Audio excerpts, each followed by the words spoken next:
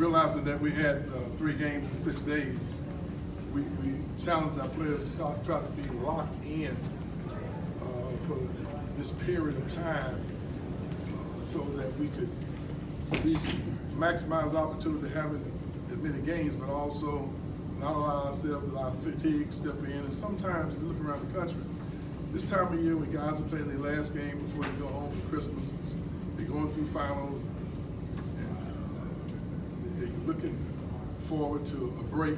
Sometimes their minds can kind of wander. And I'm very proud of the guys. So I thought they locked in to a game plan, the effort that we had to give against what we call a really good basketball team. I thought our kids played extremely hard. I thought they played with a lot of determination.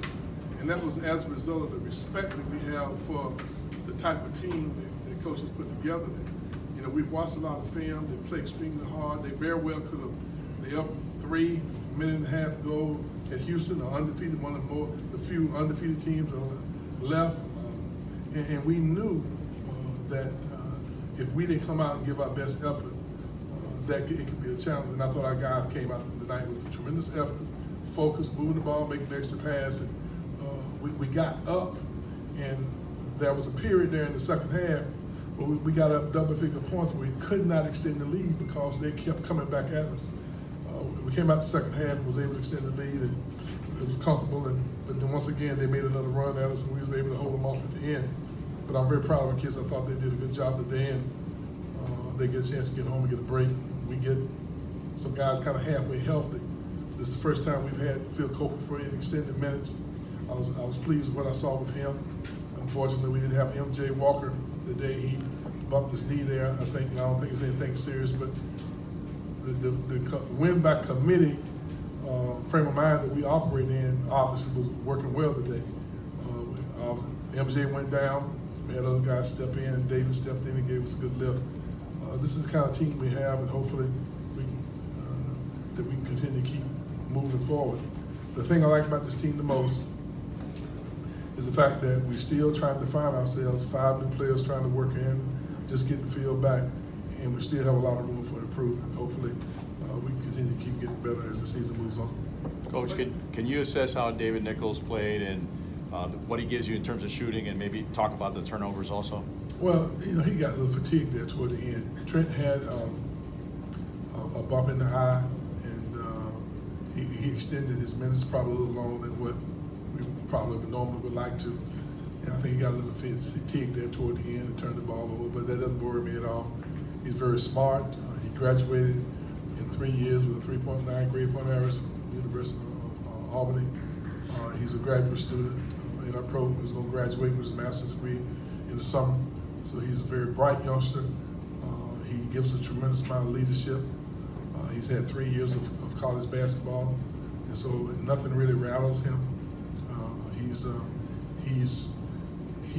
It says a lot about him to have to come in, make an adjustment to a new system, new coaching staff, adjusting to new players, and still be able to find a way to run the team, make good decisions. And when he sees that we need offense, he's able to give that to us too. So that says a lot about, you know, the type of player that he is. With 17 season high shooting percentage, Leonard, what went into that? Well, you know, I was talking to Coach Jones the other day. I think we're a pretty good perimeter shooting team. But I think 2 games ago we were at, what, 3 for 25? 3 for 23. And the game before that we were what? Something ridiculous, like 16%. And I was beginning to wonder. but in reality, it kind of comes back. As long as we continue to keep taking good shots, I believe that's part of our game that we have not really displayed on a consistent basis. And tonight, I thought that we took good shots, and I believe that it kind of comes back around. Sometimes you go into those little slumps where you're not making shots, but that's testing our ability now to execute your offense and play to your strengths when things are not falling. And that's part of the growth process that these guys are going through, being able to make those kind of adjustments. 17 minutes around where you wanted Kofor? Excuse me? Is 17 minutes where you wanted Kofor coming in around today? To be very honest with you, I had no predetermined idea of what he was going to be able to do. Probably a few more minutes than what I would like for him to have played. But Fiondu got in foul trouble early.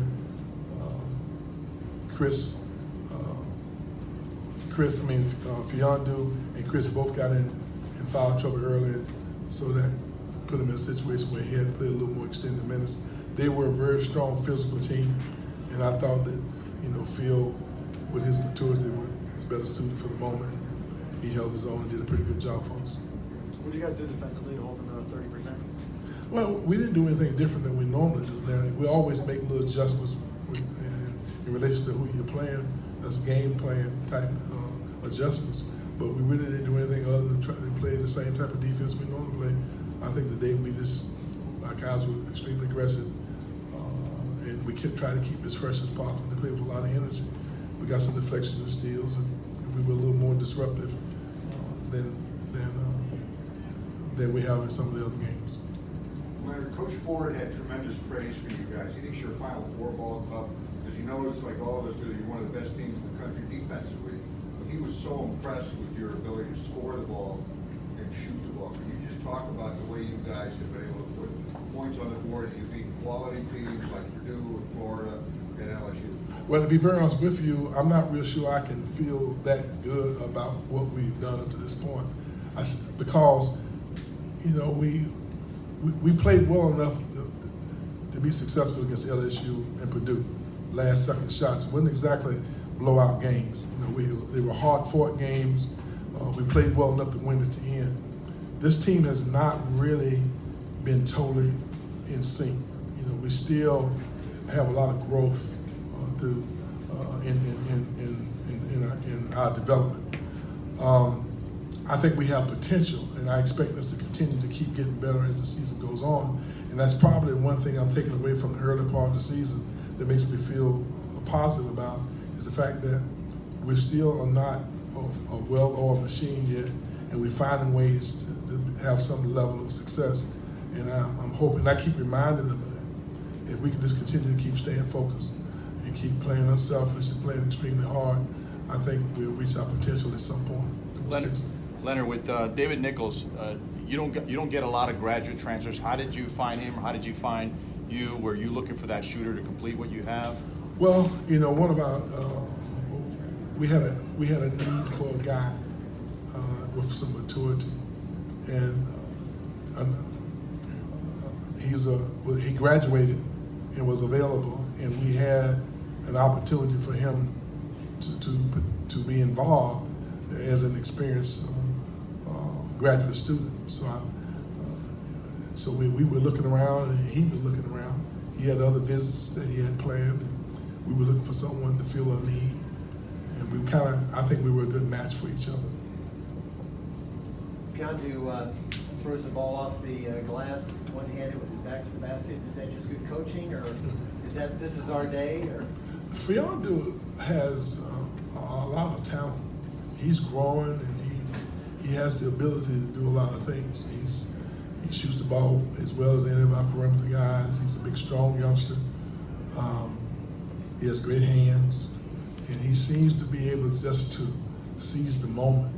He's a guy who, from an emotional standpoint, seems to be able to rise to the occasion. He's only scratched the surface of his potential. I think he has a chance to really, really be a guy that would be a guy who really, really gives. Come on in, David. I think you'll find that he's emotional, he's skilled, he's talented, and it's just scratched the surface of his potential.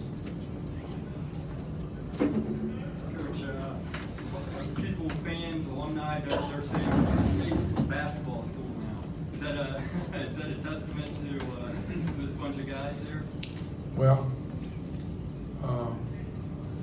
I think that's just a comment that they're making. Let's be realistic. Coach Bowden has done such a great job building a legacy in Florida State. I'm proud of the fact that we have a lot of sports at Florida State that's doing well. I think, what was it, a soccer team? A soccer team just won a national title. Our softball team won a national title last year. All our sports are doing very well. I just want to stay in my lane and do the best I can with what we have.